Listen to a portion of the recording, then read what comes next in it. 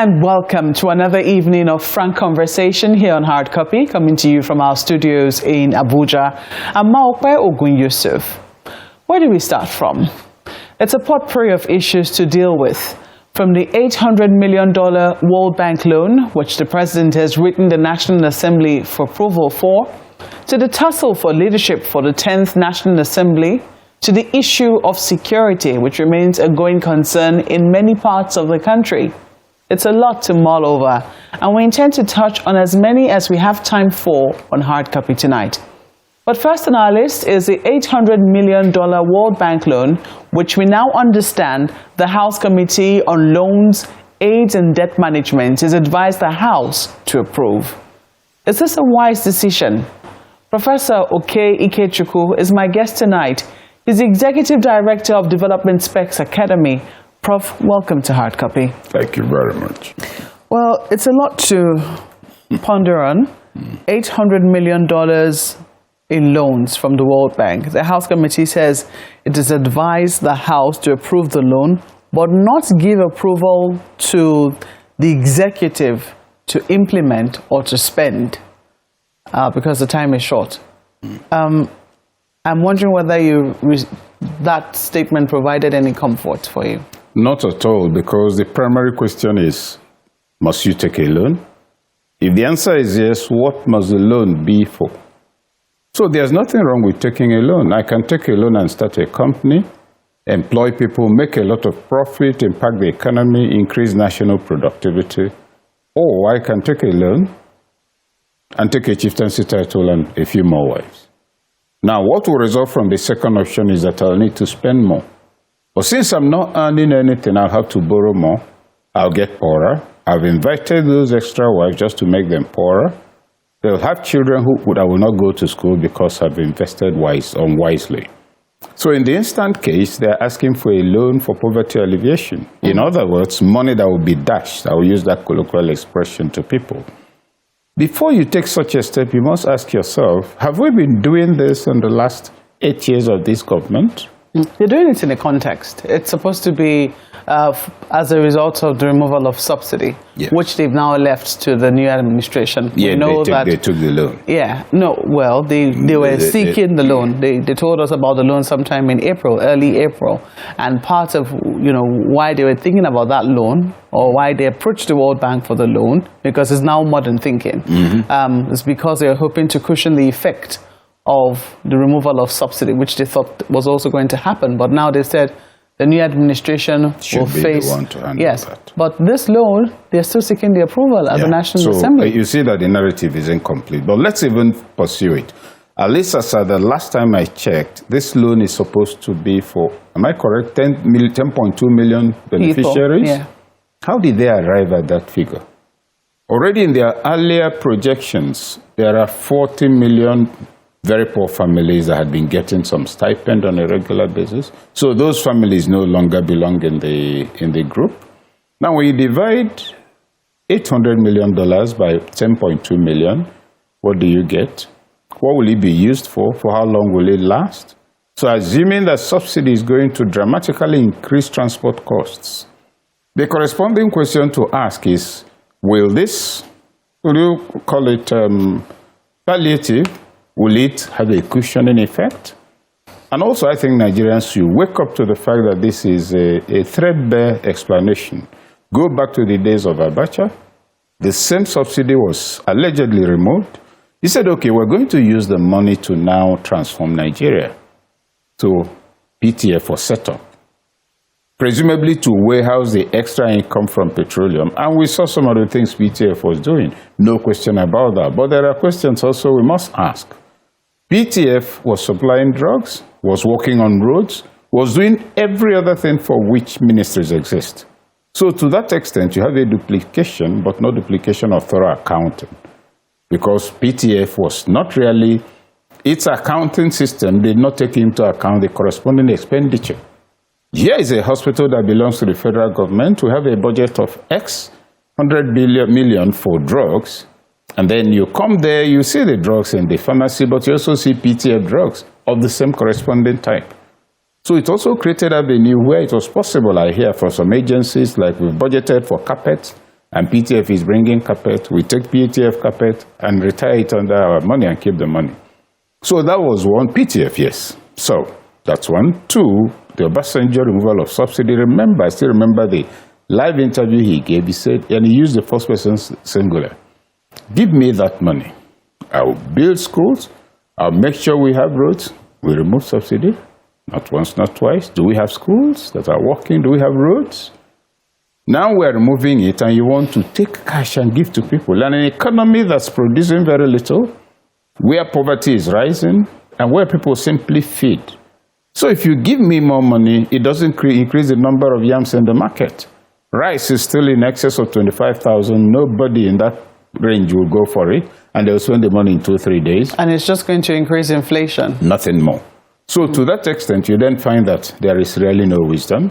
And if you're talking in terms of government prioritization, take your $800 million, go and give it to the university system.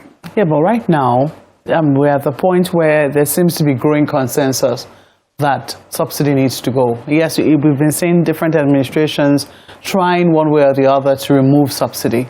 But somehow they see that the effect of the depreciation of the naira against the dollar, immediately makes people feel the rising cost when it comes to petrol. So you find that one way or the other, they quickly put it back, or as we saw, they do under recovery. The NNPC remits very little or nothing into the CBN, the federal accounts with the CBN. So that's what we've been seeing. So there is growing consensus, it will seem, on the fact that subsidy should go.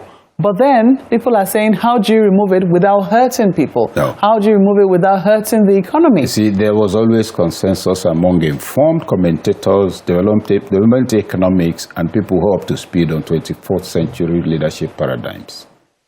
When you allow discretion in government, abuse is automatic. Consensus, let's ask ourselves, who benefits from subsidy? And I'll give 1 or 2 examples. Diesel.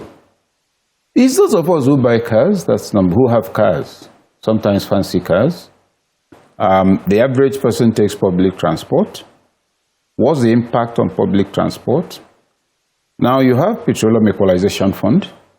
By that I mean, if you're buying fuel in Lagos, it exits the place at 2 naira. If you're going to Maiduguri is far from Lagos, so you're giving some money to cover that transport, so you still sell at 2 naira in Lagos. It has not been withdrawn. Subsidy has not been withdrawn. Now the question to ask, if we're being honest about subsidy, is where in Nigeria do you buy fuel at the pump price? Abuja, Ibadan. A couple of towns that I can count on my fingers, out of more than 400 towns and cities. Where in Nigeria do you go to and buy fuel apart from very big towns? Most of the time only actually in the state capitals. Now in the southeast, you don't need to deregulate fuel. Have you ever heard of fuel scarcity in southeast? Any state of the southeast, particularly Anambra? No. Because for a long time it's been selling at the economic rate. So if you want to do business, you buy and go. We are pretending that there's this group of millions, hundreds of millions of Nigerians who will suffer when we remove subsidy. With all due respects, all analysis and economic exegesis point to the fact that it's a lie. Now that we are giving subsidy... You say it's a lie, but I mean, you first of all tell that... In terms of beneficiaries. To the labor unions have said if by removing subsidy they mean increasing the price of petrol, then they have a thing coming. That's what the labor unions have said. Now, it's possible, without prejudice to whatever reasons they advance. We live in the same economy. If you remove it, it will impact workers. I think they should find something else to argue about, because they need to first establish that the subsidy is benefiting workers. All the workers everywhere, if you go to the river Rhine areas where the oil itself is produced, fuel is sold in can. You don't have filling stations in the Delta. So what's your argument? Is your argument that there is no consensus on the removal of subsidy, or that it's really not going to hurt anyone? My submission is that it's not going to hurt anyone at all. Why do I say so? First, there's consensus, I said, by informed commentators and all development economists, and those who take time to look around them. In our villages, how much are our cousins buying fuel? This time we've had fuel scarcity for probably a year. Even here in Abuja, who had been buying fuel for less than 300. Yes, so perhaps 300. But we've been told that if this subsidy eventually goes, you might be getting as much as 700. Yeah, that's what you call the balance of economic equilibrium. You've decided you're going to sell this fuel for 800. And I've decided that it is 4 times the cost of transport. So where you pay 50 naira before, I now charge you 500 naira. If nobody can pay, what will you do? You come down to what they can pay. That's the balance of economic equilibrium.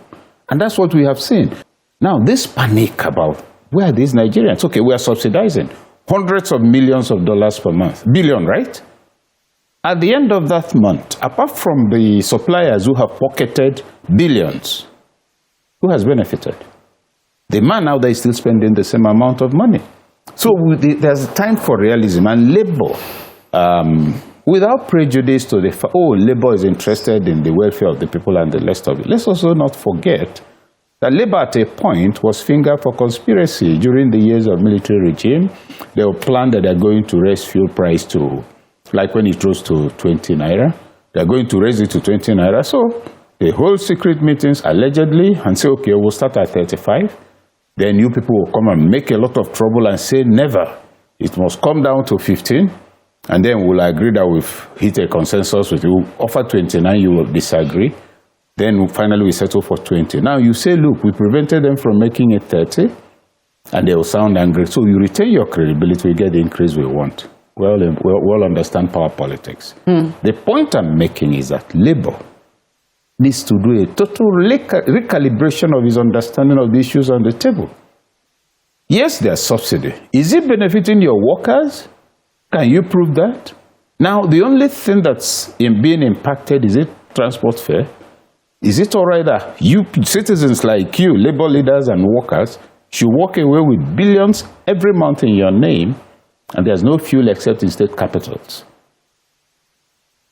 Big questions to really ponder. I mean, there's also the extra question of, monitoring. I mean, assuming the federal government were to go ahead, or eventually this approval comes out and they're supposed to go ahead with this $800 million loan, which is supposed to be distributed, then people will raise questions as to who are you distributing to? I had made the comment that how did you identify the 10 million? And it's a key question, because don't forget that today, I mean, the EFCC says they're chasing the current governor of Zamfara State. Zamfara for 70 billion. For 70 billion. A lot of that money was gotten as a loan from an old generation bank.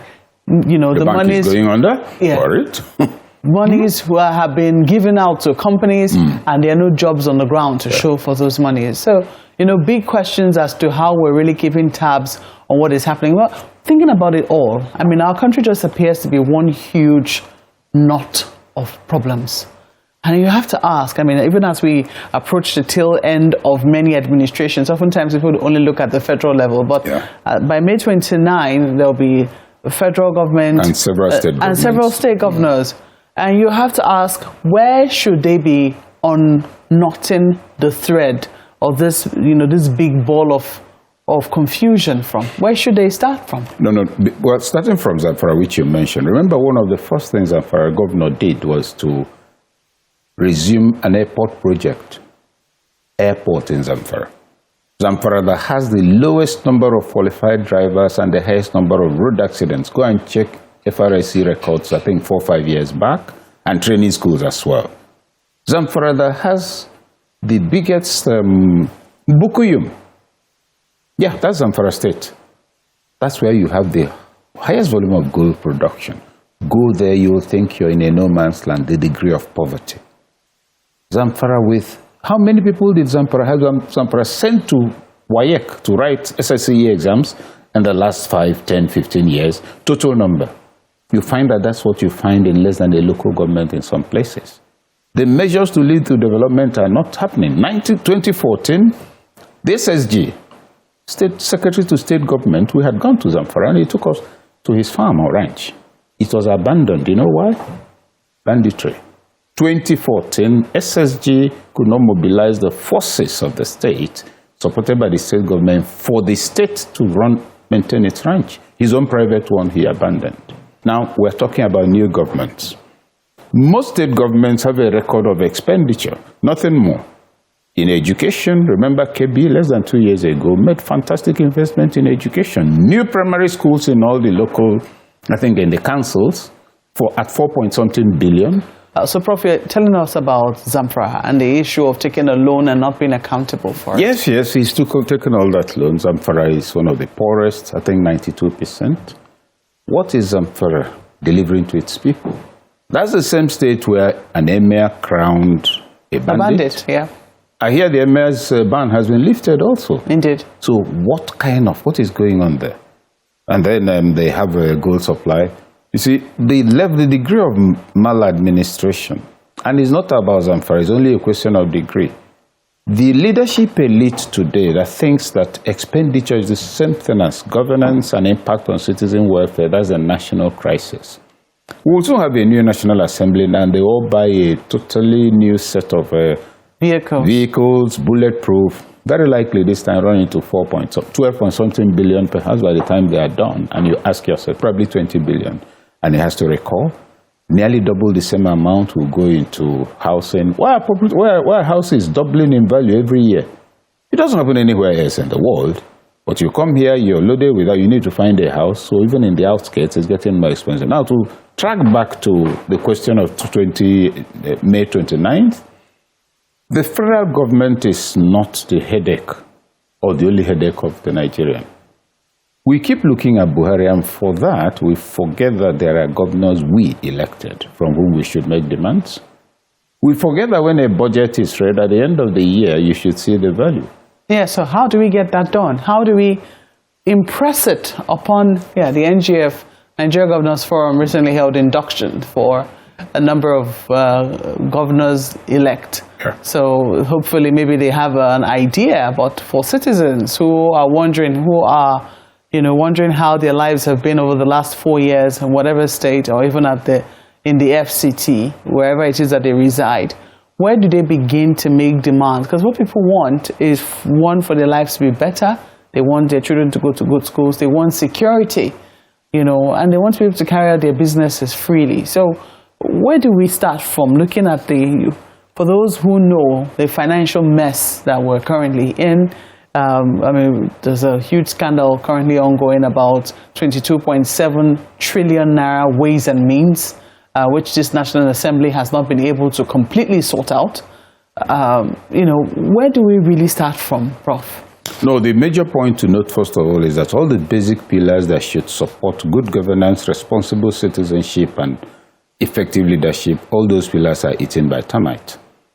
If you're in a party, you're in APC, I'm in PDP, the reason I'm not in the same party with you is that I don't accept your ideology. But as parties, we will then be carrying out political education and creating ideological godsons and daughters, those who believe that this is the purpose of government. So at that level, we're recruiting a lot of people out of the bush, quote and unquote. That's what the likes of Awo, Amadu Belozik and co did. If you were in action group, you knew what you stood for. If later in the 90s, the 70s and 80s you were in NPN, you knew what it meant. So parties must go back to political education, which is hold regular rallies. Rallies are not for elections. Every month, let there be something in one local government within your state. First, all the members of the party will come together. They will have refreshment. They will know each other. Transporters will make a little money. Conviction is growing. That's at one level. Then non-state actors that are interested in intervening, the kind of thing some of us do in Development Specs Academy, the kind of thing also for the Usani does with Luxterra Leadership Foundation. You engage various layers of the civil population, preferably the young, on responsible citizenship, on their role in choosing leaders, on why they shouldn't allow themselves to be used as thugs, and then on the need for them to take queries to the constituency offices of their representatives. You see that political consciousness begins to grow. The other, and most important, the one that can quickly impact is if you have responsible leadership, leadership signaling compels more people to behave well than not. Now, that's why I say that all these pillars are eaten up. It must begin. It can't be by announcement. It is political education and enlightenment that will lead to that transformation. So if the parties become parties, if leaders send out the right signals, if the civil society, what you call the activists, if they cease to be cashtivists, because unfortunately, probably close to 60% get paid to take positions on issues. And you have people riding high, sounding very nice, sounding very angry about good governance, but they're always sponsored. If you now have that not happening, what you're going to see is that progressively, but anybody who is expecting an instant transformation has no knowledge of cultural anthropology. It can't happen because there are reflexes people are used to. They will begin to back off from it quietly, reluctantly, but progressively. That signaling which you talk about, leadership signaling, in what form should it take? I mean, you certainly said it's not by words. It has to be by action. Yeah. How quickly would you know a leader who is signaling to do things differently? By his immediate reflexes. Remember that there were expectations that are... Well, you could be wrong. I mean, absolutely. Like with the Zamfara one, who said, I'm not going to pay my predecessor, yes, the fat pensions, which is another issue we have to deal with, by the way. It's not just happening in the executive. It's in many states, yeah. It's also happening even in the National Assembly. Yeah. I am just wondering, how quickly would you know that this leader really means business, not one who makes a political statement and then goes back and does even far worse? We must also note, leaders are human and therefore foible like everyone else. We may make wrong assumptions about ourselves. Because we are not in office, we think that, look, once we get there, we change everything. We get there, new variables. We discover obstacles. Or we get there, we think we're not interested in looting. We get there, the real us comes out. So that can happen. The point I'm making with leadership signaling, now he came out with a clear signal at first. We've seen that that signal does not go beyond greed caught up with him. If you like, temptation can happen, even after somebody has avowed a certain faith. Now, so you then come to when Buhari took over. His reputation was presumed to be indicative of a no-nonsense person. If you think back, go and check. In most parts of the country, there was uninterrupted power supply going to 3 weeks. We were alarmed. Look, we have regular power supply. Is something wrong with Nigeria? It shouldn't be the opposite. Now, after a while, people were getting away with what they used to get away. We began to relapse. So you find others like that. Yes, Peter had that across, even in the banking system, as what do you call it, as chairman of a bank. He had a limousine, 500 Mercedes. He said, why this car? He said, it's the chairman said this thing when he comes for board meeting. Board meeting you hold probably twice a year. He said, go and sell this car immediately. We're holding people's money. We're not here to enjoy ourselves. Now, when you have that kind of signaling going on, it begins. Kayode tried in Ekiti, the Omoluabi thing. He got it all wrong the first time because he was floating too high. For him to come back, it means that both him and the people had come to certain realizations. So let me ask you this, because now that you've mentioned former Governor Peter Obi, who also ran for president, and the issues are still very contentious even ahead of the inauguration. I'm wondering if those who have, raised issue about finishing matters before inauguration, etc. Well, there are those who have since said, look, that might not be possible for now. But going forward, is this something that you think we should work on? I think being able to finish court cases before inauguration happens. I believe we should finish all litigation. We should make a law to that effect. But we should also note right now that there is no such law. So to demand that there should be no inauguration until the cases are completed, you're operating outside of the law. The law provides that the tribunal has up to 180 days. After the tribunal, you still have 60 days for the Supreme Court. Yeah. So if that is the law, no matter how sure you are of your facts, no matter how you're excited, no matter how angry you are, you must stand within the law. Professor Okey Ikechukwu, thank you for coming on Hard Copy. Are we done? Yes, we are, I'm afraid. Where does your time go? I don't know, to be honest. Thank you. But that's the program tonight. Your feedback is always welcome to the handle showing on your screen. Thank you for watching. I'm Yusuf. Good night.